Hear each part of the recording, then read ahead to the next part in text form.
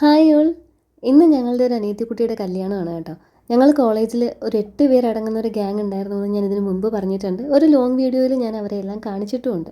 അതിലൊരാളുടെ ഏറ്റവും ഇളയ സിസ്റ്ററിൻ്റെ കല്യാണമാണ് ഇന്ന്. ഇന്നലെ വെച്ച ബീഫ് കറിയും മേടിച്ച ബ്രെഡും ഒക്കെ ബാക്കിയിരിപ്പുള്ളത് കൊണ്ട് ബ്രേക്ക്ഫാസ്റ്റ് അങ്ങനെ അങ്ങ് കഴിഞ്ഞു. ഉച്ചക്കത്തേക്കുള്ള ചോറിനുള്ള അരി അമ്മ കുക്കറിൽ ഇട്ടിട്ടുണ്ട്. പിന്നെ ഒരു സാലഡും കൂടെ ഉണ്ടാക്കിയാൽ മതി. പപ്പടം ഓൾറെഡി ഇരിപ്പുണ്ട്.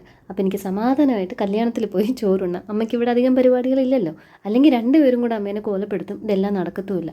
ഒടുക്കത്തെ ചൂട് കാരണം എൻ്റെ ഗെറ്റ് റെഡി വിത്ത് മീ ഒക്കെ കഴിഞ്ഞിട്ട് കുറച്ച് നേരം ഞാൻ നിന്ന് കാറ്റ് കൊണ്ടു. എൻ്റെ വണ്ടി ഇപ്പോൾ കട്ടപ്പുറത്താട്ടോ.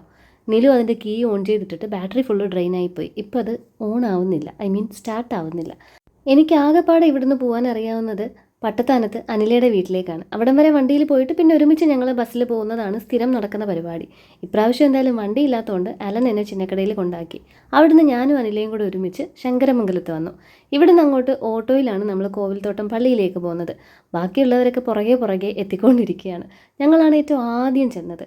പള്ളിയുടെ പുറകിൽ ജയസൂര്യയുടെ ഏതോ ഒരു ഫിലിമിൻ്റെ ഷൂട്ടിംഗ് ഒക്കെ നടക്കുന്ന സെറ്റാണ് കേട്ടോ നിങ്ങളാ കണ്ടത്. ചൂട് അൺസഹിക്കബിൾ ആയതുകൊണ്ട് ബാക്കിയുള്ളവർ വരുന്നത് വരെ ഞങ്ങൾ ഒരു കട തപ്പിപ്പിടിച്ച് ലൈം ജ്യൂസും കുടിച്ച് ഫാനിൻ്റെ ചൂട്ടിൽ അവിടെ ഇരുന്നു.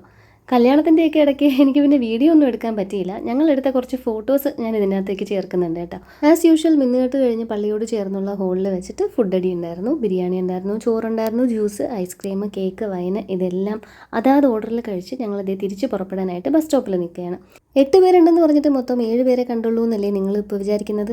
അതിലൊരാൾ രണ്ടാമത് പ്രഗ്നൻ്റ് ആണ്. ട്രാവൽ ചെയ്യാൻ പറ്റത്തില്ല.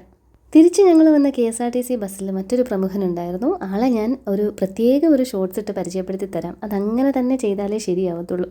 തിരിച്ച് വീട്ടിലെത്തിയപ്പോഴേക്ക് നിലു നല്ല ഉറക്കം, കുക്കു ഉറക്കമൊക്കെ കഴിഞ്ഞ് ഫുട്ബോൾ കളിയും തുടങ്ങിക്കഴിഞ്ഞു. അപ്പോൾ നമുക്കിനി മറ്റൊരു വീഡിയോയിൽ കാണാം. സപ്പോർട്ട് ചെയ്യുന്ന എല്ലാവർക്കും ഒരുപാട് താങ്ക്സ് ഉണ്ട്.